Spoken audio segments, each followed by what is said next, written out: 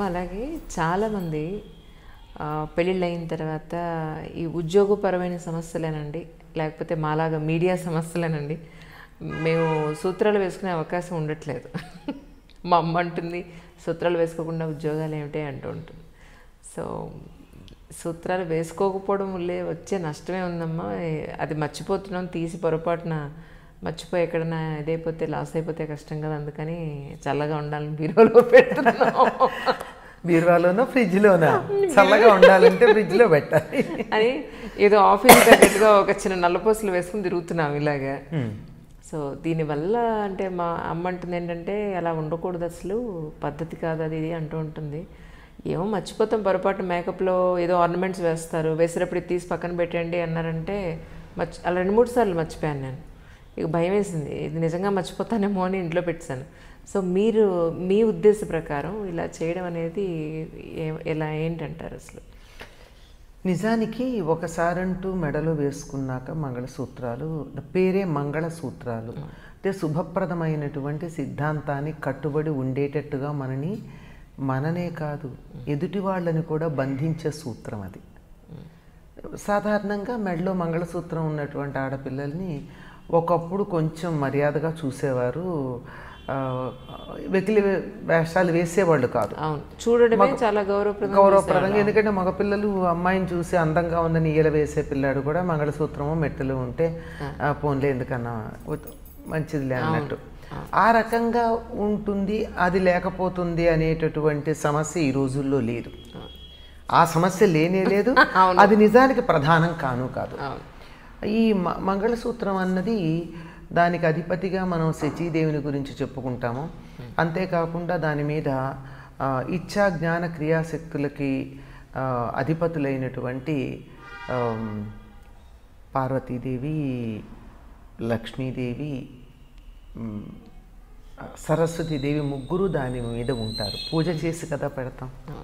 దాన్ని కొబ్బరికాయ మీద పెట్టి మంగళసూత్రాలను అక్కడ పెట్టి దాన్ని పూజ చేసి కుంకుమార్చన చేసి పెద్దలందరూ వారి యొక్క ఆశీస్సులను అందులో నిక్షేపం చేసి మనకిస్తున్నారు.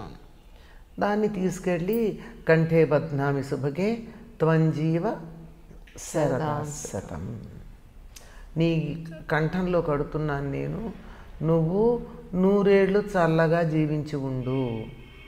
ఆవిడ జీవించి ఉండ, పైగా ఆవిడ ఎలా జీవించి ఉంటే మమ జీవన హేతున, నా జీవనానికి నువ్వు హేతు అంటున్నాడు. అంటే తను బతికుండడం కోసం కడుతున్నాడని చాలామంది దానికి దుర్వ్యాఖ్యానాలు చేశారు. నిజమే, నా బతుకు నువ్వు అంటున్నాడు. అవును, నా బతుకు నువ్వు ఎక్కువ కాలం బతుకు, నువ్వు 100 ఏళ్ళు బతకమని చెప్పి అని. సరే, ఇంకా లోతుగా పెడితే వేరే చాలా ఉన్నాయి అనుకోండి. అలా చెప్పి కట్టేటటువంటి ఆ మంగళసూత్రం ఒక కట్టుబాటుకి, ఒక నియమానికి, ఒక ఒప్పందానికి ప్రతీకగా ఉంది.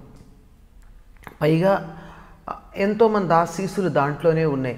ఆ పెళ్లి కూతురికి పెళ్లి కొడుక్కి అక్షతలు వేస్తే వేస్తారు, లేకపోతే లేదు. పెద్దలైనటువంటి వాళ్ళందరూ ఆ మంగళసూత్రాలను ముట్టుకుని దానికి తమ ఫిజికల్గా చేతులతో ముట్టుకుని తమ యొక్క శక్తి దాంట్లో నిక్షేపం చేస్తారు. మరి దాని శక్తి ఉంటుందా ఉండదా? ఉంటుంది గనక అటువంటి శక్తి ఉండాలి అన్న ఉద్దేశంతో పెద్దవాళ్ళు మనకి చెప్పే మాట. పైగా ఎక్కడికి ఉండాలి మంగళసూత్రాలు? ఇక్కడ ఉండాలి. పాతకాలపు సినిమాలు చూసారేమో మీరు, పాతకాలపు చిత్రాలు చూస్తుంటే పాతవి ఇక్కడ నల్లపూసలుండి దానికి ఇలాంటి ఇక్కడ 2 సూత్రాలు ఉంటాయి, అవే ప్రధానం. ఇక్కడ ఈ విశుద్ధి చక్రం దగ్గర ఉండేటటువంటివి ఇక్కడ కట్టేవాళ్ళు. తర్వాత అది బయటికి కనపడకుండా ఉండడానికి ఇక్కడ కట్టడం. దీనికి సంబంధించి కథలు కూడా మనకు ఉన్నాయి. హరిశ్చంద్రుడి భార్య చంద్రమతి మెడలో కట్టినటువంటి మంగళసూత్రం ఆయనకే కనపడుతుంది, ఇంకెవరికి కనపడదు లాంటి కథలు. ఏదైతే తెలుగు వాళ్ళకి కమనీయమైనటువంటి కల్పనలు అన్నమాట. ఇవన్నీ బాగుంటాయి, ఆకర్షణీయంగా ఉంటాయి, ఇలాంటివన్నీ వచ్చాయి. నిజం చెప్పాలంటే ఉత్తర దేశంలో సూత్రధారణ లేదు. మీరు నార్త్ ఇండియన్స్లో మింజకి ఎగువన ఉన్నటువంటి ప్రాంతాలలో మంగళసూత్రధారణ లేదే. నల్లపూసలు కూడా ఆరోగ్య సూత్రం అని చెప్పి వేసుకోవడమే తప్ప మరొకటి కాదు. వాళ్ళకి అసలు మాంథేపే సింధూర్ అని చెప్పి ఈ పాపట్లో సింధూరం పెట్టడమే వాళ్ళకి వివాహం. సుముహూర్తం మనకి ఏ విధంగా అయితే మంగళసూత్రం అయిందో అసలు సుముహూర్తం మనకి 3 ఉన్నాయి వేరే. ఆ 3 కాక ఇది అధికంగా చేసేది. ఈ అధికంగా చేసేటటువంటిది ఏదైతే ఉందో అదే వాళ్ళకి ఇక్కడ పాపట్లో సింధూరం పెట్టడం. అంతేగాని అది అదే వాళ్ళకి చిహ్నం. ఎవరైతే ఇక్కడ సింధూరం పెట్టుకున్నారో వాళ్ళు పెళ్ళైన వాళ్ళని మనకు మంగళసూత్రం ఉన్నట్టుగా. నిజానికి సుముహూర్తం ఎప్పుడు అంటే శరీరాలు ఐక్యమయ్యాయని చెప్పేటటువంటిది చివర. ముందు ఐక్యం అవ్వాల్సినటువంటివి ఏమిటి అంటే వారి యొక్క జీవశక్తులు ఐక్యం కావాలి. అంతకన్నా ముందు వాళ్ళ మనోభావాలు ఐక్యం కావాలి. అందుకని శుభవీక్షణం అని చెప్పి తెర తీసి వాళ్ళిద్దరూ ఒక సుముహూర్తంలో ఒకళ్ళ వంక ఒకళ్ళు చూసుకునేటట్టు తెర తీయడం అన్నది ఉంది. అప్పుడు ఏంటంటే కళ్ళు దీనికి సంకేతం గనక మనోభావాలను సూచిస్తాయి గనక ఇద్దరు ఒకళ్ళ కళ్ళల్లోకి ఒకళ్ళు చూసుకుంటే మా ఇద్దరి భావాలు ఇక నుంచి ఒకటే, మా ఇద్దరి ఆలోచనలు ఒకటి అవ్వాలని ఉద్దేశం అన్నమాట అసలు. అలాగే వాళ్ళ జీవ ప్రజ్ఞలు ఐక్యం అవడానికి ఒకరి సహస్రారం మీద ఒకళ్ళు జీలకర్ర బెల్లం పెట్టుకుంటారు. అయిన తర్వాత ఈ రెండు ఉండడానికి భౌతికమైనటువంటి సాన్నిహిత్యం అవసరం. అందుకని పాణిగ్రహణం ఉంది. అందుకే పాతకాలపు వాళ్ళు శుభలేఖల్లో పాణిగ్రహణ మహోత్సవమునకు అని పిలిచేవాళ్లే తప్ప పాణిగ్రహణం ఒకళ్ళ చేయి ఒకళ్ళు పట్టుకోవడం. ఇంక ఇహ నుంచి కలిసి నడుస్తారు, తోడుంటారు జీవనయానంలో. అది సాంసారిక జీవనం కావచ్చు, లౌకిక జీవనం కావచ్చు, ఆధ్యాత్మిక జీవనం కావచ్చు. ఒకళ్ళకొకళ్ళు తోడుగా ఉండి సహకరించుకుంటూ ఒకళ్ళ వల్ల ఒకళ్ళకి మేలు కలిగేటట్టుగా ముందుకు వెళ్ళడమే ఈ ఆధ్యాత్మిక జీవనయానం. అలాంటి దాంట్లో తోడుండేటట్టుగా సహకరించుకోవడానికి ఉండేట్టుగా చేసేది ఈ 3 వైదిక క్రియలు. ఆ తర్వాత కల్పంలో మనకు కనపడుతున్నాయి. ఇది దక్షిణ దేశంలో తాళి కట్టడం ఉంది. తాళి అంటే తాటాకుతో కట్టేటటువంటిది. ఉత్తర దేశంలో తాడి చెట్లు ఉండవు. తాడి చెట్లు దక్షిణ దేశానే ఉంటాయి. ఆ రోజుల్లో తాటాకు ఇలా ఉంటాయి కదమ్మా, ఇలా ఒకదాన్ని ఒకటి వేసి ఇట్లా కలిపి బొమ్మ చేస్తా, ఇలాంటివి కట్టేవాళ్ళట. అందుకని దానికి తాళి అని పేరు. ఆ తర్వాత బంగారు, దాని మీద రత్నాలు ఇత్యాదులన్నీ చేసి మొత్తానికి క్రియాకలాపానికి ఏం తేడా లేదు. అది అయితే దాన్ని ఆ కట్టేటటువంటి దానికి కూడా ఒక మంత్రాన్ని ఏర్పాటు చేసి ఈ మనం మాంగళ్యం తంతునానేన మమ జీవన హేతున కంటే బధ్నామి శుభగే త్వంజీవ శరదశతం అని చెప్పి ఒక మంచి మంత్రం దాన్ని పెట్టి, అంటే ఇందులో నేను నా జీవనానికి నువ్వు కారణం, నువ్వు కలకాలం బతికుండు, 100 ఏళ్ళు బతికుండు అని చెప్పేటటువంటిది ఆ మంత్రంతో ఆ మెడలో కట్టడం ఉన్నది. ఈ కట్టుని మనం వదిలించుకున్నట్టు అవుతుందా అని చాలామందికి సందేహం. అయితే ఆధునికంగా చాలామంది మగపిల్లలు కూడా చెప్తున్నటువంటి మాట ఏమిటంటే, ఎదురుగా నేనున్నాను కదా, నీ కట్టిన తాళి లేకపోతే ఏం పర్వాలా తీసేయమంటున్నారు. నిజం కూడా. అంటే ఇది మన ఒక సాంఘిక మర్యాదమ్మా. ఇది వైదిక మర్యాద కాదు, సాంఘికమైనటువంటి మర్యాద.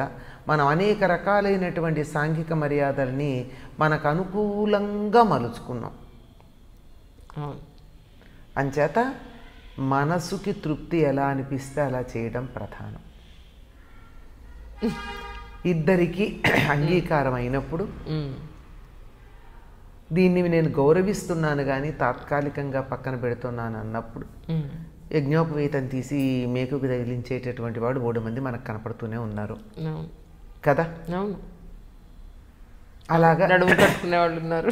కట్టుకోకూడదు, అసలు కట్టుకోకూడదు. అది కనపడితే ఏడిపిస్తారనో లేకపోతే మనల్ని వివక్షగా చూస్తున్నారనో రకరకాల కారణాలు. ఇది ఏమన్నా కానీ అది అసలు అలా నడుము కట్టుకోవడం మరీ తప్పు.